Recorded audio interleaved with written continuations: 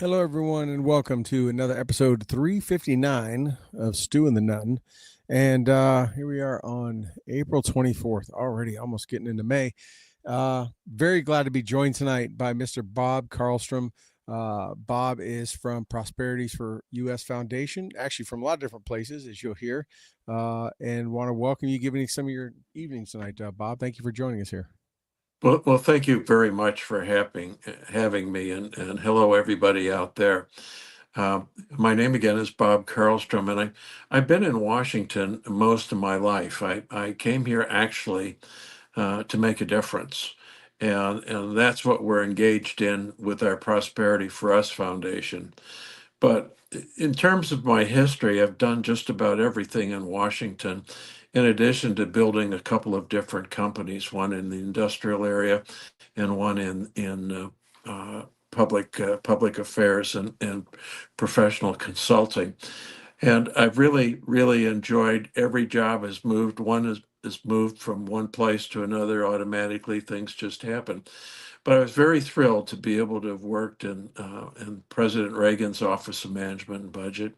And therein we worked on, and our portfolio was really all the legislation that goes through the Congress and is reviewed by the administration. And it was a great experience, and certainly one, to meet President Reagan.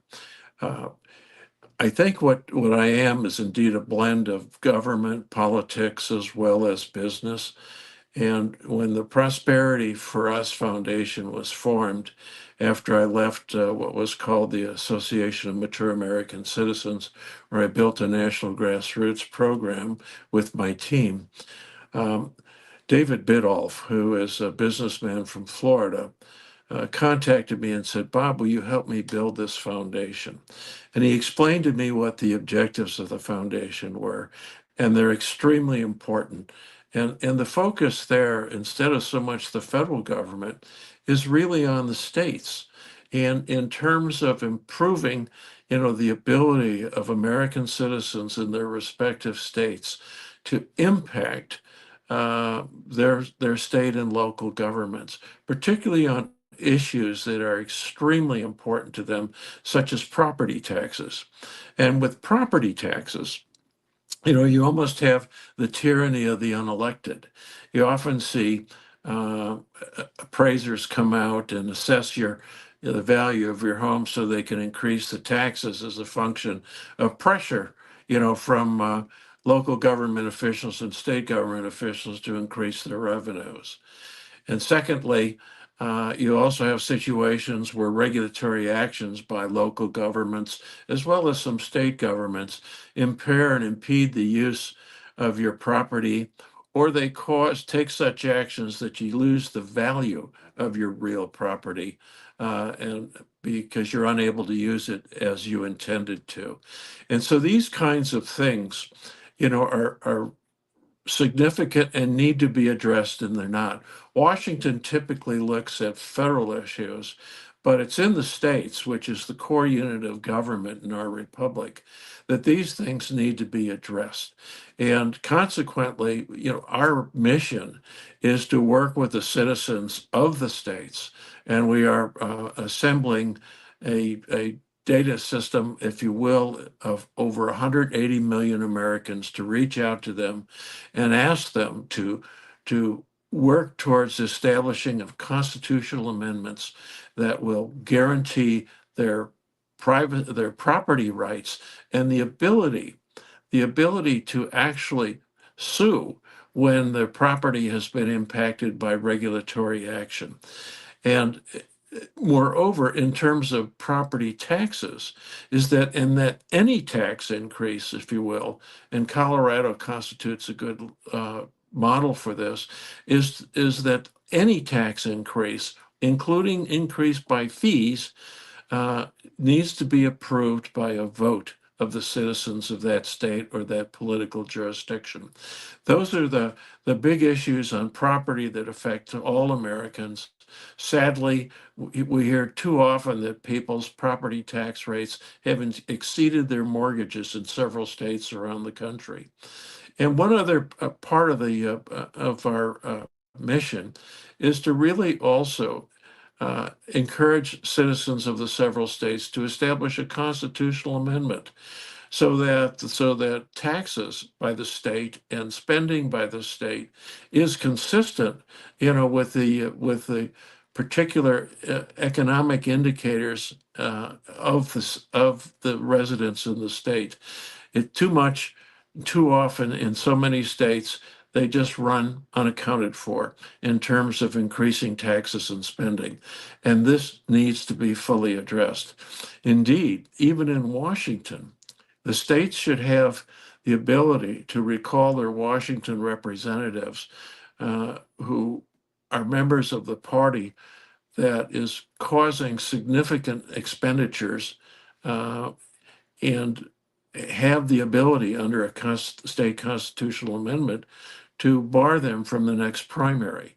And that sends a strong message for accountability to the taxpayers as well.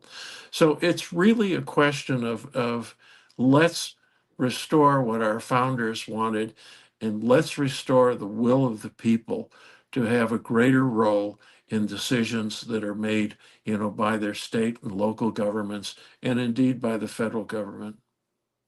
Yeah, that's interesting. I was writing down a few notes and questions here while you were talking and going through that and reading the Sure. site, the Prosperity for US site.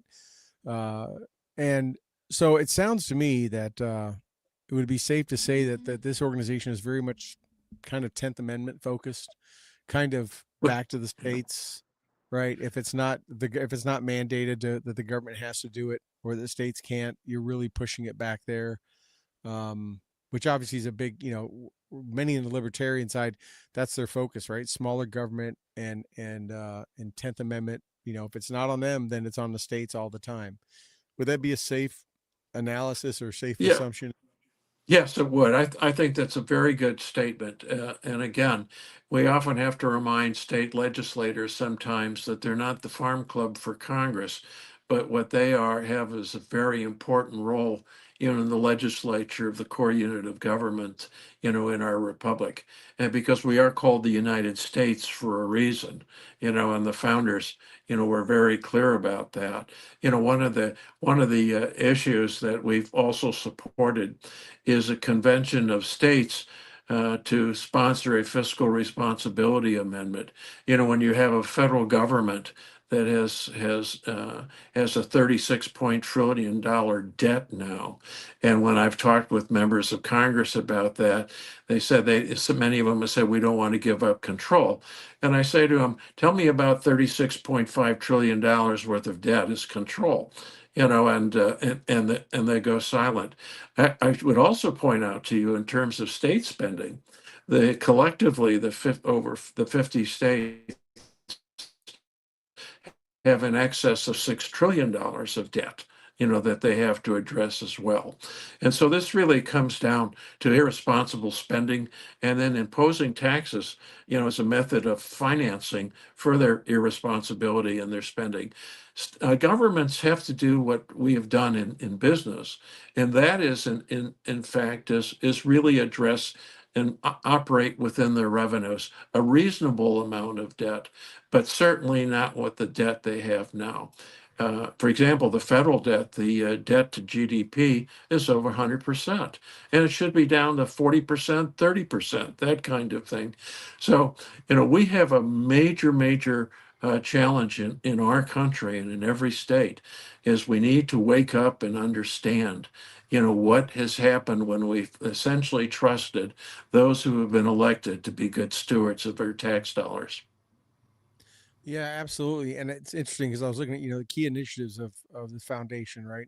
Constitution, Yeah, as you talk, Constitution fiscal responsibility amendments, state property tax limitation policies, and bilateral free trade agreements. I yep, mean, you come from a long history of financial services background from, whether it be working in the government, like in the OMB during the Reagan administration, or in private sector and different things, yeah. nonprofits you worked with. So when I look at that and look at what you're doing, I mean, is this when you talk about taking it down to the states and trying to get them to have more, physical responsibility? Is it because it's just too hard to make that movement in the Fed? Is it Battleship too big in the Fed that to really make that change quick enough that it's just easier to start at the state level, since that's really how this country started? Well, I think it's really important to start at the state level, and to continue to support what they're trying to do in the Congress. But the states are the ones that really should guide this nation, because you correctly pointed out the 10th Amendment that says all powers not reserved, for the federal government are reserved for the states. And when you read the Constitution, the federal government has a very limited set of responsibilities, and all that remains after that, really resides with the state. Education, for example, is a state responsibility. It's not a federal responsibility, but the federal government has expanded to that, and they've done that in so many other areas. And we saw with the last presidential administration, the Biden administration, efforts to really squash the states, and make them essentially administrative entities, of the national government. And that was a very, very dangerous time for our country. And thank goodness, the voters stepped out and said enough is enough, because what they were planning and what they were doing, and so much of it is never reported in the legacy media, was very, very frightening. So this last election was very, very significant. And it's really important, I think, with the voters to understand, what is there and to read, and learn about what's going on. And our mission, is to really inform voters, in each of the states, relative to their states, what they can and should do, so that their government doesn't run away with their tax dollars, impair their ability to use their property, or continue to increase, what the exorbitant debts that most of the states have. Yeah, it just amazes me how many people have just, like, this whole thing is happening now with Doge and all the cost cutting they're Yeah, looking, which is long overdue. yeah, How many people act like, especially those on the left, act like they're, taking money from the government, that they've lost perspective that the government does not create any money. They don't no, make money. It is abs 100% the people's money. Short of coming in from tariffs, right? The taxes are, the government is funded by that. Is everyone's money. It's amazed me over these last couple of months, since this has been going underway, that yeah, many are supporting the narrative and getting so upset and acting like, terrible things are happening. And it's just like, if you gave money to your kid while they're in college, you're very much concerned about what they're spending it on. If you see them at the yeah, bar, right, and they're not at the bookstore buying what they need to be, you're going to be questioning them what they're spending their money on. yeah. And I mean, the way our government spent money, it's like a drunken college student. I mean, they've kind of, they've been writing checks and like, oh, mom and dad will cover it, and Exactly. they've definitely been doing good. But Yeah, remember the Danny DeVito movie, Other People's Money? That's the mindset that you have, with government people, at the federal level, and sadly, I think in state and local governments. Remember, the government is overhead on the economy. yeah, It doesn't create, it survives off the economy. It pulls money out of the economy to fund its public services, however defined. And in the federal level too, I frequently deal with people and say, the the entity, that you're so concerned about is, can we get enough tax dollars for spending these programs? The thing that's so great about Doge is they're taking a hard look at these things and saying, you don't need to do this. You don't need that many people. Some of these programs are obsolete, yet they get perpetuated because they build a long-term political um, support base in their respective states. But many of them are irrelevant today. Look at the Appalachian Regional Commission, for example. My goodness, when was that started? In the 30s or 40s or something like that? yeah, What do they do? Why are they needed? And why do you need that when the states have the ability, as sovereign states, to negotiate with other states on things like that. The government has a role in interstate commerce and waters, the waterways, and things of this sort, and even in foreign affairs and national defense, and for public safety. Where there's federal jurisdiction is appropriate, but there are limits to that. And sadly, we found that on the left side of the aisle, many of them believe that the government is the one, that a government solution is what's required. There's a true lack of understanding about the economy and the free market economy, and that the economy and business and consumer choice will work through some of the issues that government people think they need to handle. And frankly, many of them are ignorant of the economy because they've never been in it. They've Right. only lived off of tax dollars and appropriations and the political fights that go on to extract more. It's a very crazy thing. When you think about all the taxes that you pay, and what that reflects is the tax man looking at every kind of way that they can extract some of your money. And you think of all the individual taxes you pay. Well, that's crazy. They want to tax your cigarettes or tax your beer or tax your, luxury taxes on this and that. I mean, that's wrong. There ought to be some uniformity in that across the board. And that's again a situation, where government greed is really dipping into your pocketbook. And that's why we think the will of the people needs to be increased and recognized in state constitutions, not laws, statutory laws, because as majorities shift in state legislatures or the federal one, then you've got real problems because the reforms that you may have achieved will be lost, if the other team takes control. Right, right. I mean, you mentioned how things like the sin taxes of alcohol and tobacco and things Yeah, like that. They're taking money, but they're really, I mean, more so than the government trying to take money. I see that as more of the government trying to affect an outcome that they, by the Constitution, aren't allowed to do. Right? We see it with when the government tried to mandate back in the 70s and 80s, the highways speed limits, right? They said, oh, don't you don't comply, you want to keep it at 75 or 80, we're going to take your DOT funds, right? yeah, The things that President Trump is doing now with Harvard and some of the schools in the yeah. state of Maine is the same thing that's done by every president and every administration, in the fact that if they want to affect change, the one thing they can control is the purse strings, as per the Constitution. They'll control the purse strings to motivate you to see it their way, That's right? right. Which is exactly what they do when they're like, if we want to cut people down from drinking and smoking, we're just going to tax it to the nth degree. Where that's how we're going to get that's how we're going to intrude on people's lives and make them make a decision we want them to make. But That, one thing that stands out, because your guys' initiative is state property, and you mentioned that earlier, is this new initiative being driven by Governor DeSantis in Florida, right? Where I think the statement, and I paraphrase, right?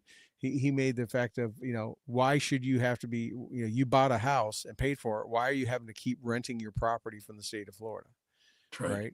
Yeah.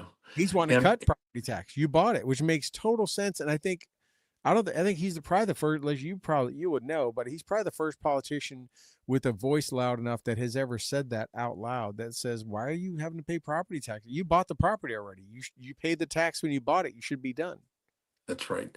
And he's absolutely right. The property tax in one school of thought, which I happen to agree with, should only be applied at the point of purchase.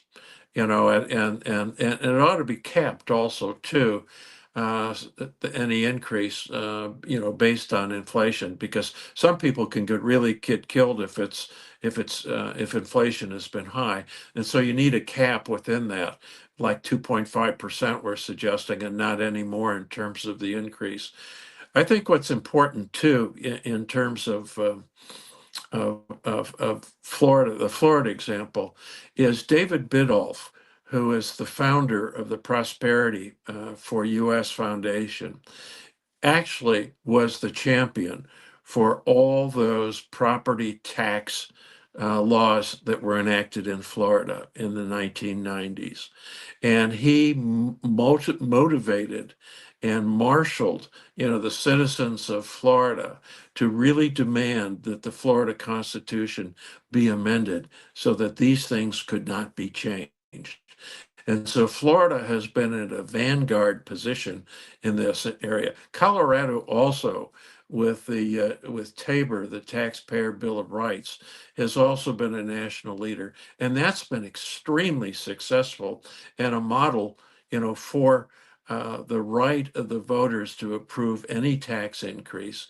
There have been efforts to circumvent by some of the government people the requirement that taxes be reviewed by calling them fees. Well, it's a distinction without a difference, and so there's always that has to be addressed. But I think it's always important when we think of government, is that they're performing a public service and it should be very limited. It should not be more than that. They don't give you your rights. You get your rights because they're inalienable and they're a gift of God in your life. And that was a fundamental Yeah, premise by our founders. yeah, absolutely. I want to take it back a second because I was making notes when you were talking earlier. You Okay. mentioned the Department of Education, right? It is going through Yeah. a downside. I mean, this was, most people don't realize it was created by Jimmy Carter, Right. and there are different reasons why he created it, whether it's what he said or whatever. But I mean, this is one where, and if I remember right, you would know better than me, but I think it was created out of an executive order. Yeah. Uh, It was Maybe, by reorganization plan, I think, initially. Yeah. yeah. And so, a lot of people are upset that it was, is now is being dismantled by President Trump. But it's, they, when people started breaking it down, and removing the union piece out of it and looking at, obviously there's a lot of fear mongering right away when it happened that, oh, Yeah. no one's going to get free lunch and this and that. Where it was like, no, that's handled by the Department of Agriculture, and oh, you can't handle this. No, that's, all these things. And once people started ripping apart who's responsible for what in the school systems locally, I think people realized. I heard people I know that are on the left go, yeah, what does the Department of Education do? Like, Yeah. it was this epiphany, this awakening of like, well, if they're not handling all these things, right, what do they actually do and provide for the states? But And yeah. if just the clearinghouse of who to send money to, I mean, it seems President Trump's plans were pretty good. Like, send it to the states and let them, they're closer to the students and the pupils, and let them figure it out. Yeah, I like your reference to the Department of Education being a clearinghouse, and it's a very expensive clearinghouse with a high overhead rate, and it's also been highly prescriptive, in terms of fostering the critical race theory among things, or the Yeah. DEI thing, which has been turned out to be very divisive. What they've done in the whole trans issue area, encouraging that. In league with the teachers unions and the public employee unions. It's really been awful what they've done, and they failed miserably, as President Trump says. When you look at the academic scores that have occurred over the past few days, we're down. We're way down, and as a result, it's a colossal failure. And again, it's the province of the states. When you have state universities, you have state departments of education, you have county boards of education and that kind of thing. That's where it should lie. And the right of the parents, to opt out of certain curricula, that are imposed. There's arguments, I think today or yesterday before the Supreme Court, about the Montgomery County, Maryland case where I live, where parents should have a right, to say that my child, in third grade is not going to get sex education or whatever it is, and discuss gender confusion. It's those kinds of things, that have been a function, of the mindset that you need a federal Department of Education where they want to be really prescriptive in terms of, ultimately what happens in your daily life. And that those decisions belong to the citizens of the state to weigh in on them. And more importantly, the parents, like you said, I remember Exactly. when I was in high school, even I was already in high school, pretty much knew kind of how things worked. They still reached out to my parents to get Yeah. permission for me to be in health class. My son's, now it's went lower, right? I think it's probably middle school when my Yeah. sons were growing up that they asked us for permission, and those were the day, and this wasn't that long ago, right? My youngest son's 23, and these were the days back when you would go in for parent teacher conferences or whatever, that teachers were adamant that parents are part of the solution, right? It wasn't just Yeah. dump your kids off, and they were like, hey, we need you involved. And that's the reason they created all these ways to communicate with teachers and all these online tools so that parents are active in their kids' education. And how quickly we went from that, which has always been that way. Teachers have begged for parents to be more involved and be part of their kids' education and focused on it. How quickly we went from that to, we don't even have to tell you that your kid is changing genders or have decided to or change their name. You have no right. You have no that. I mean, that was almost overnight, because up until that point, probably 4 or 5 years ago, 6 years ago, there was no way a school was going to make a decision about a child's livelihood or anything like that without the parent being involved. Well, that's absolutely right. That's what the left, really wants to superimpose government over your personal life and over your children, and displace you as a parent and limit your ability to raise your child. Because you entrust your child to teachers in the schools. And to me, that's just a horrible violation, and it's very, very socialistic, if you will, where you want to displace the family and on such critical matters. Well, much of what you talked, I mean, you were talking a little bit ago about when some of these things were created, that the Appalachian Foundation. I mean, I think that was in the New Deal, and Yeah, a I lot of that know. stuff. Everyone thought that was a great, and I obviously it had to pull us out of the depression. But I mean, that was real, in my opinion, and I could be wrong. To me, that was the birth of this over entitlements, right? That's it has turned our country into a socialistic, communistic type of country, right? Because that's where the government will provide for you. Yeah, And the more the government has and gotten the American people, either by demographic or financial sector or whatever, on their teat, right? You don't want to let go. The government's going to provide everything, right? Which they've even tried to do as recently with all the illegals coming in, right? Giving them houses, exactly. hotels, and meals, right? We provide it all. You lose all visibility or identity of being a citizen and not a subject, right? That's exactly right. That's Because then they exactly got right. you. And sadly, that was the objective, of the left. Even a federal bill that was intended to for federal takeover of elections. And what they did is they articulated very, very strong requirements that state ballots had to adhere to, at least for federal election. Well, the play there was to create it so complex that the states would essentially adopt what the federal what the lefts and the Democrats in Congress wanted it to, and would have thereby eviscerated the state's primary authority for the conduct of elections in their states, because they would have imposed federal standards and requirements on how every state had to conduct its election. And that was another example, of what they tried to do. And that's the kind of thing that we have to be alert to, for the federal government. And it's also what we need to be alert to in terms of what our local governments are doing and our state governments are doing too, in terms of imposing taxes or taking regulatory actions that really impair our ability to use our property the way we want. Yeah, you mentioned how important it is to get this down to the states, and I think Yeah, what the one thing that demonstrated that was the election of 2020, when the states, either rightfully or against their own constitutions or whatever, Pennsylvania and a number of them, changed their laws, and their elected local representatives changed laws to change the how that election was conducted in that state, because obviously, it's on the state level, right? That's the way the Constitution is written. They perform that, and those local elected reps that some people, a good part of citizens never pay attention to. They never vote in down ballots. They never vote in their local elections. Everyone always thinks it's all about the president. I think that was a demonstration, whether most people picked up on it or not, of how yeah. important the local state elections are. Yeah, that's very true. And over the last since the last 2020 election and and what we saw in that and the way it was conducted, even though the audits that were done in the 9 swing states have never seen were reported out but never reported, to the public, would have probably have changed the outcome of that election.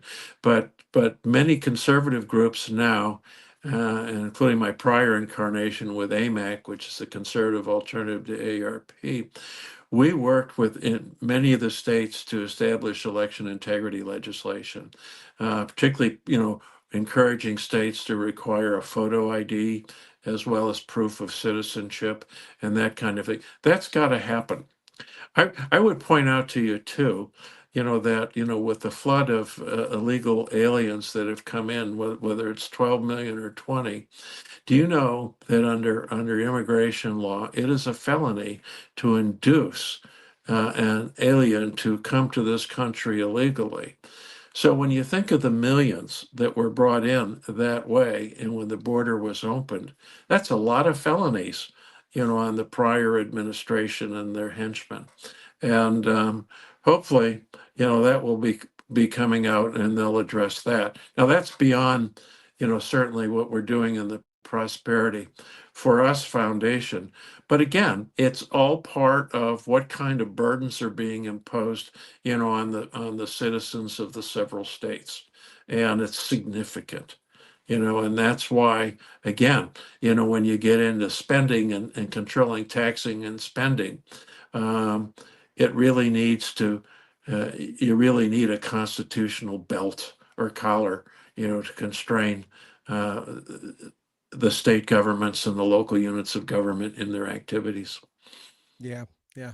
It's you mentioned yeah, I mean you come from, obviously a deep and strong financial background. So I'm curious on your opinion, something President Trump was just talking about that and I believe I could be wrong by a year or two, but somewhere around 1940 is when we first started imposing income tax.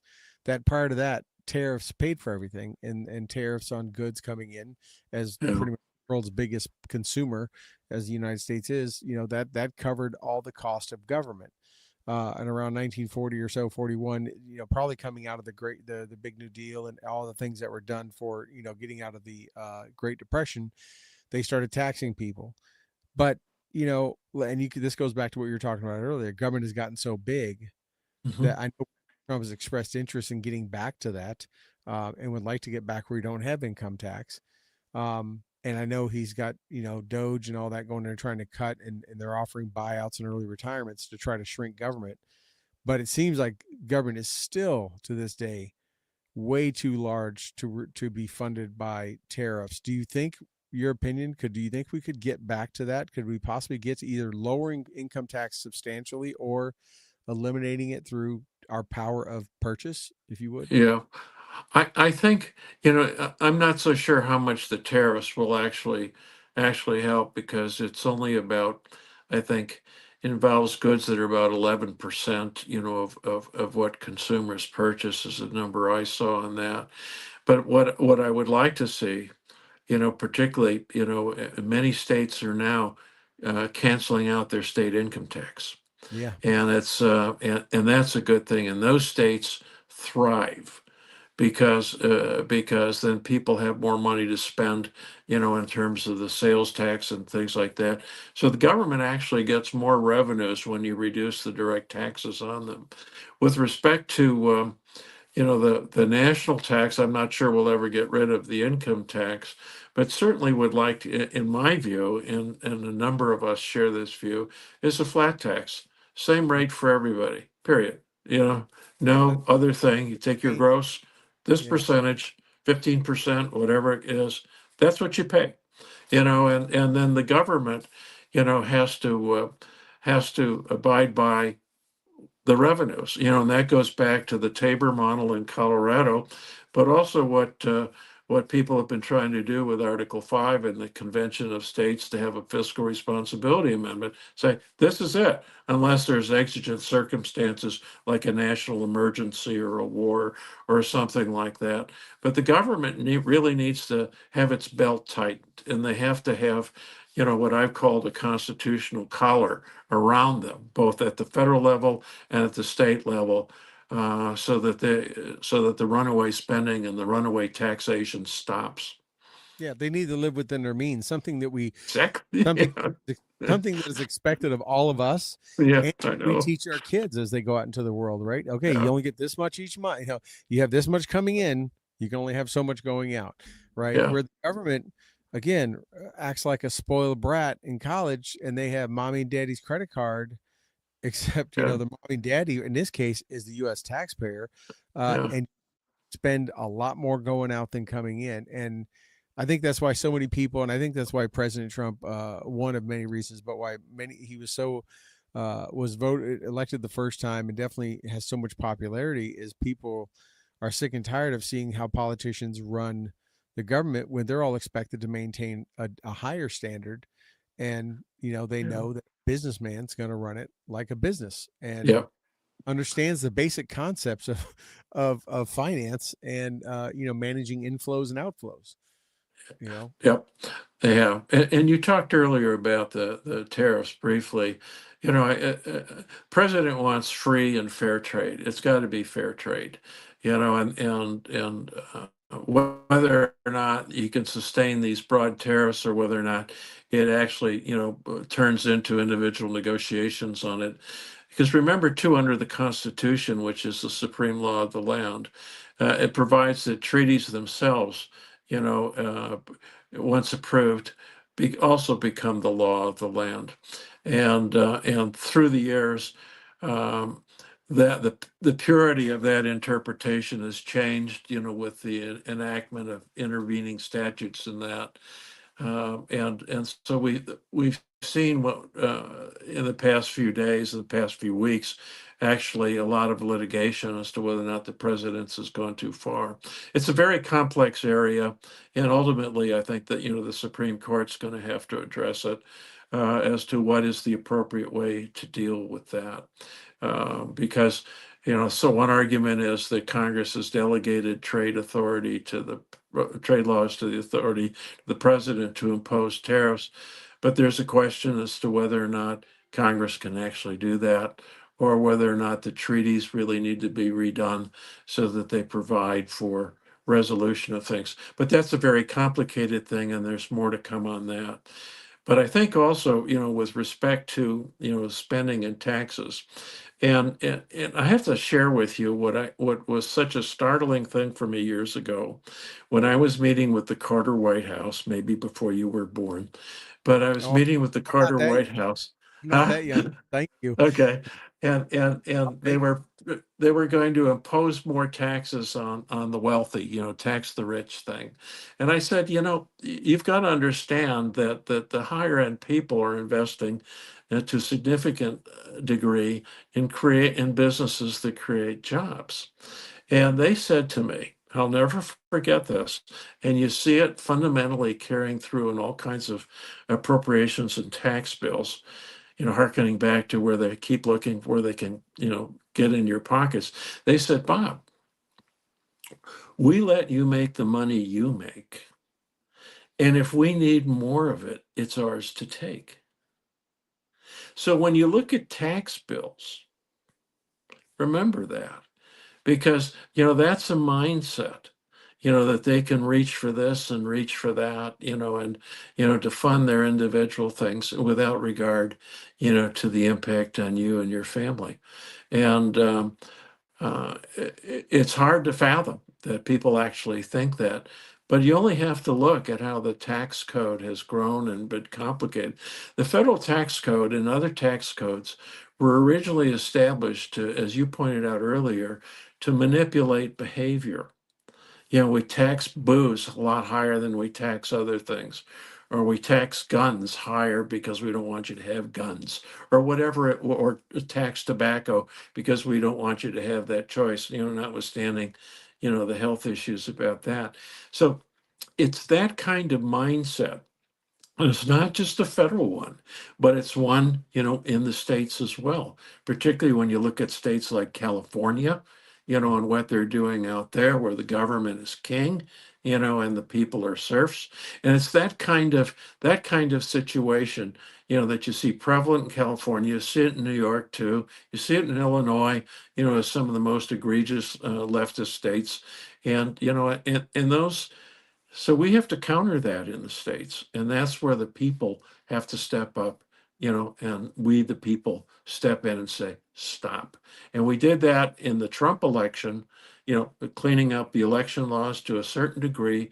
We didn't have the degree of fraud that we had in the prior election, and that needs to continue. So it's free and fair elections. Yeah, that's you named a couple of them, right? You could Maryland in there. You could throw. It's why so many people left California, New York, Illinois Yeah, for southern states and states like Texas and Florida and other places exactly. because they don't want that over. It's amazing because every one of these people that have grown up in this country, that took went through the school system and took American history and world and all these all the social studies classes, we all studied Sam Adams and Benjamin Franklin and everything that happened in Boston. All of that was in this country was born out of people not dealing with that anymore. I mean, they literally are repeating.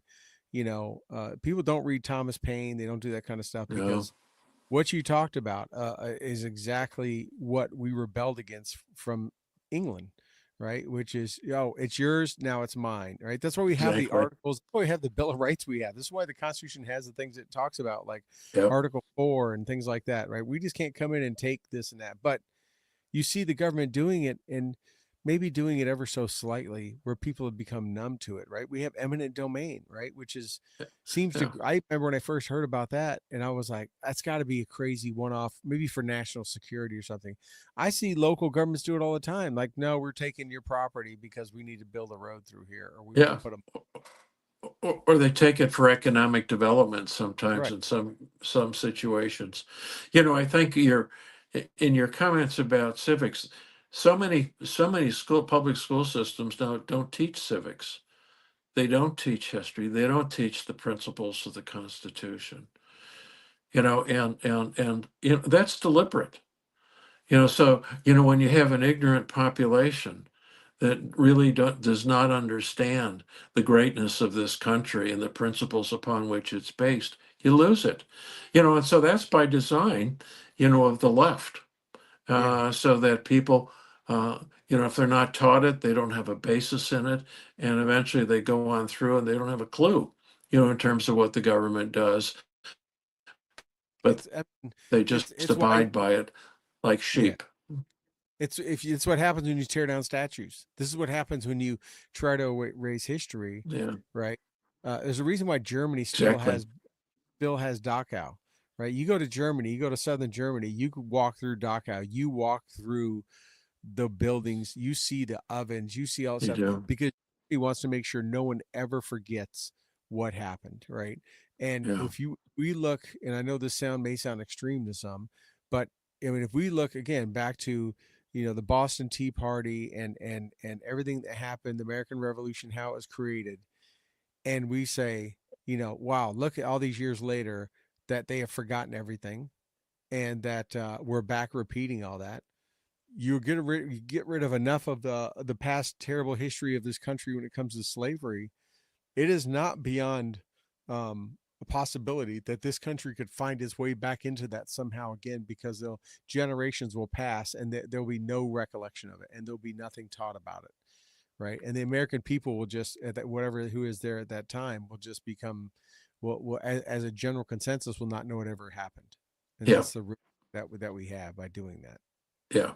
Yeah. Yeah, Exactly. Exactly right. yeah, It's really important, that, I came to Washington from Detroit because I wanted to make a difference. And I think, in terms of all of our listeners and viewers too, you can make a difference. All politics is local, and start in your community. Be a voice for reason. Don't defer to the left because they want to control your schools and whatever else is going on there. Encourage private sector development of services. Too many governments are engaged in services that the economy and private business can provide. All of these things that are where they expand public services beyond the point. In my county, the county controls the liquor sales, which is ridiculous. Right. But it's another example, and this is Montgomery County, Maryland again, where they shouldn't be in that business at all. That is a business, for the private sector. And so much of that can be done in states that have that situation or any situation like that. It ought to be looked at. And again, when you put it into the private sector and people, pay for it, becomes part of the local economy, then the state and the local governments actually do better on revenues because it stimulates their economy and creates more jobs. The government doesn't create jobs, at all. It just really, and that's a Yeah. myth. Overhead, like you said, I come from a It long is. time of the Yeah, consulting world. In the consulting world, you're either making the company money or you're costing them money, right? If that's you're right. not billing to a customer, if you're overhead or you're just on the bench, as we say, then you're costing the company money. There's only one of two things. Yeah, And the government does not make money, right? It yeah, costs short of tariffs. There's because we're making it from other countries. Sometimes, unfortunately, it's coming off consumers. But I mean, the government doesn't make money; they just cost money, and it has grown to a size. I yeah, mean, how many tens of thousands took the first initial early buyout that was offered, right? And yeah. what a deal. 7, 8 months of pay. You don't have to come back in the office. I know. I, I know. I know people go 20 years and get forced out or ripped from a company. They're not going to get 8 months of pay. You get 3 if you've been Yeah, there for a while. yeah, If yeah, you're a C level, maybe you'll get, probably have a severance package that was built into your contract. But if you're not at a C level, you're lucky if you get that, much less 8 months. yeah. Well, that's right, and that's again, you know, where your money is being spent. Right. Your money's being spent to support illegal aliens, to put them up in expensive hotels. Your money is being spent, very badly and wastefully. And that's the good thing about Doge and what they're doing there is they're really looking hard at that. And to the extent, that we can establish, good, strong business principles or principles of doing business in a government agency, hopefully that would create a long-term discipline, against the growth that they have. Because one thing too that I learned, when I was in the government is that many people, even though they may make a certain amount of money, it's always how can I expand my power and influence, and they're unelected, and that's, there's the tyranny of the unelected. We've seen it at the federal level all the time, and we see it at the local level, particularly as I mentioned earlier, in appraisals to increase your property tax. And mine were significant. I'll tell you a story. I went and I appealed my property tax assessment in an earlier home I had because it was $4,000 higher than my neighbors, or 40% higher. I'm sorry, and I appealed it. I went to the county, and they literally laughed at me. And I had all the data, so I went to the state, and the guy tells me, "I'm sorry you made the trip up here, Bob, but there's nothing I can do." So it's that kind of thing where you really need to pay attention to what your local government is doing, what your state government is doing, and engage and encourage others to engage, because once you engage, then they hear from you. That changes the political equation for elected officials. And again, that's why we believe in the Prosperity for Us Foundation mission is at the grassroots with the citizens, that we will make a long term difference if we are able to get these things accomplished that will ensure, long-term prosperity and economic opportunity for Americans. Yeah. Yeah. It's we were talking a second ago about how just history could repeat itself or has, and how some Yeah, things have done where they don't repeat themselves. And right now we're seeing this repeating of how England treated the American colonies. There's a reason why I think we keep hearing more and more. It used to be just the far extreme, maybe right conspiracy theorists, whatever, would say things like taxes, theft, and that kind of stuff. That is becoming a mainstream, commonplace statement. And I think the government needs to be careful. Luckily, President Trump is in there, yeah, and stuff. But had he not been, it probably, the chance of the American Revolution repeating itself, I think, is a real thing. I think a lot of people are really worried about an uprising and a civil war, that the American people have had enough, because just like our founding fathers, you can only get pushed around so much and taken advantage of till people finally stand up for themselves. um, exactly. so hopefully they make note. Well, hopefully, we got another, after President Trump is done, hopefully another 8 years solid of conservative principles in the White House to keep this rolling. But we don't want, that was a bad part of our history too, just like slavery. We don't want that to have to repeat itself. Yeah, um, you know yeah. And but we need to learn, you're right, we need to learn from our history, and your comments about the efforts to revise our history are wrong because, people at the time did what they thought was right, depend whether they were in the North or the South and those kinds of things. It was a different time, but we've learned from that through the years. Politics has often been called the science of muddling through, and it is that. And one of the things that you learn too is there's not just a right way and a wrong way. There are multiple legitimate interests that have to come together to try to find the golden mean of agreement. And that's the process that has to occur, and efforts by one side to dominate the other, particularly on the left trying to dominate the other, conservatives, is such a threat, to our country. And that begins again very much at the local level and the engagement of the American people and their communities and what goes around. Yeah, absolutely. Hey, we got a few minutes left. We've kept you for a while, but I do want to ask about Sure. AMAC. So you talked about AMAC. You were there for a while. Yeah, I Um, was. Uh-huh. yeah, yeah. So you were the president of it, and Yeah. the Mature American Citizens. You talked about it. It was the conservative side, the conservative alternative to AARP. I did not realize AARP had a political leaning one way or another. Yeah. Can you educate the others? I mean, I'm not old Oh, enough to really be it, but no. I'm close Yeah. to it. Yeah, I'm not Yeah. really. Yeah, AMAC. I was president of AMAC Action, which was the affiliate of AMAC for public affairs engagement.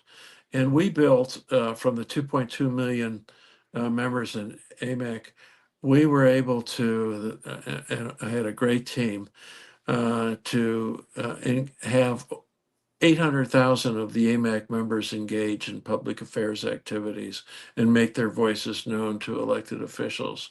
AARP, while they're not very public in terms of what they've done, they were extremely instrumental in the passage of Obamacare, Mm, which, was an effort to take us to a total public health system like the UK does. And I would say many of the problems that we have today, in our healthcare system and having to wait a long time, where we didn't have to before for certain procedures and things like that, is a direct function of their efforts to do that. When they talked about the single payer system was essentially a federal government payer system where insurance companies pay set rates and things like that. That's nonsense. That's absolute socialism, and that's why people from other countries come here for that. They've also been not supportive of election integrity legislation. They've been not supportive of dealing with prescription drug middlemen, because those operate as cartels, for the those are called PBMs, physician benefit management organizations, another one group that handles hospital purchases. They control those prices. They control the supply of them. They control who makes them so that they can sell them. And those are cartels within the healthcare system. And of course AARP, was really, sitting on the sidelines in that. So they've not been helpful, we think, from the standpoint of really serving, the healthcare and retirement issues, that Americans have. They've been more in keeping with the left, and the Democrats that are more liberal, rather than in playing that political game subliminally. But So you does know, it provide some of the same services and products that yeah, A? AMAC has all the benefits, Oh, and they're conservative. They have a great magazine, that comes out 6 times a year. Um, there's lots of information on their websites, and they offer a lot of specials from time to time. They offer insurance, health insurance, life insurance, Medicare Advantage. They're very big in that. So you can really deal with them, and I think that's far preferable as conservatives to funding the liberal agenda of AARP. yeah, awesome. Hey, one last thing. I know you're on the board of directors of the Second Genesis Foundation, and I am. I was reading about that. And can you just go a little bit into what Second Genesis does? Because I was reading its site and the mission it has, which is phenomenal and uh, so badly needed in today's yeah, time. we had actually started, and I had been the second chairman of that for years ago. We actually had residential care centers for drug and alcohol addicted people, dependent people, and we found that it became very difficult for us to sustain it because where we had federal money, they're asking us to do A through G, but only paying for A through C. And so we had to outplace our patients that we had and liquidate the assets that we had to form the foundation. And with that foundation, we help incubate and support very promising or needed drug treatment and prevention programs, largely in the Washington D.C. Delmarva area, Washington, Maryland, and Virginia, and West Virginia, and particularly where there are ones that, for example, there's one in West Virginia called Lilies, and I think President Trump had recognized it in his first term, where a home was set up for women who were pregnant but also drug dependent, and they got medical care, all the way through their the balance of their pregnancy and the birth, and so many women, that have had drug problems have also had children, and so we tend to see what we can do, to support those kinds of programs, but also programs that really have in place an active curriculum, if you will, and training program to help people recover and and live a life of abstinence and be sober for the rest of their lives. And that takes a long time. And so it's been great joy. We've been invited from time to time to graduates, of different kinds of residential programs, around the area. And it makes a difference. If you can make a difference in one person's life, it's going to make a difference in all those people around them too, who are affected by the addiction or the dependent problems that they have. So it's been very, very rewarding, and we've managed our money well. We've invested it well, so that we've been able to still sustain our original principle, but fund all these programs off the dividends and interest that we've received. So it's because we're business guys at heart, and so we apply business principles. Right. That's all. I mean, that's another example of doing things locally at the community level rather Yeah. than depending on the federal government to do it or provide it or whatever. It just is, Yeah. you Yeah. it's not It as nimble. works. Yeah. It Yeah. works. It Yeah. works. That's awesome. You've got your hands in a lot, sir. I don't know how you were an hour tonight because I was just you've been a Yeah. busy um Yeah. and They started early, but I'm delighted to be able to talk with you oh, and your viewers. so we covered a lot. Was there anything you would like to leave our viewers and listeners with that we didn't? Any topics or any just any words of wisdom or anything you'd like to leave them with before we let you go and give you back the rest of your night? Well, again, to repeat myself, all politics begins at home and begins in your community. And it's so important that people really engage, learn about the issues, read about them, go to the websites, particularly don't rely on just legacy media. Typically, some of the legacy media, wants you to know the news the way they want you to know the news rather than the way it is.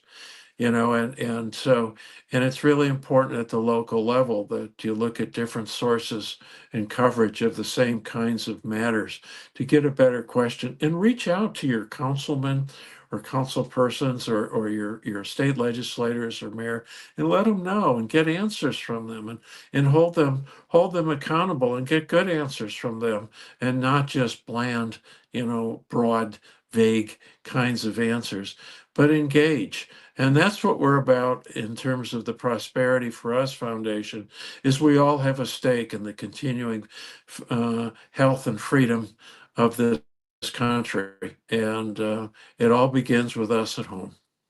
Awesome. Well, thank you so much, sir. Again, thank you, Bob, for your time tonight. So glad we had you on, and thank you Oh, to everybody. thanks. Yeah, Yeah, and it's thank a you to pleasure to everyone. be with you. Yeah, it was great. Hopefully you enjoyed this. It I was very did. educational for me, and I hope for many others. Hope everyone enjoyed it. Thank you for tuning in or watching this after the fact, and thank you to all of our sponsors. We want to give as much time to Bob on this, so we don't want to even mention them. You can read them at the end. But again, thank you so much, sir. Hope you have a wonderful evening, And I would say one other thing. Go to the Prosperity for Us Foundation website. yep, we've been rolling that at the bottom, so we'll definitely Oh, yeah, you we'll have? check. Oh, good. Okay. Terrific. Oh Okay. yeah, we put up Rob put up AMAC's website. He put that up. Yeah, we definitely are showing that out. All So right. I want to make sure my mom, she was Yeah. watching, listening, Good. that she checks out AMAC as a good alternative to AARP. So Yeah. Well, it's expensive. It's what, $14 a year, right? oh my Lord. Yeah.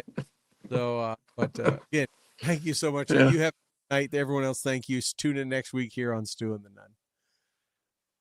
Thank you.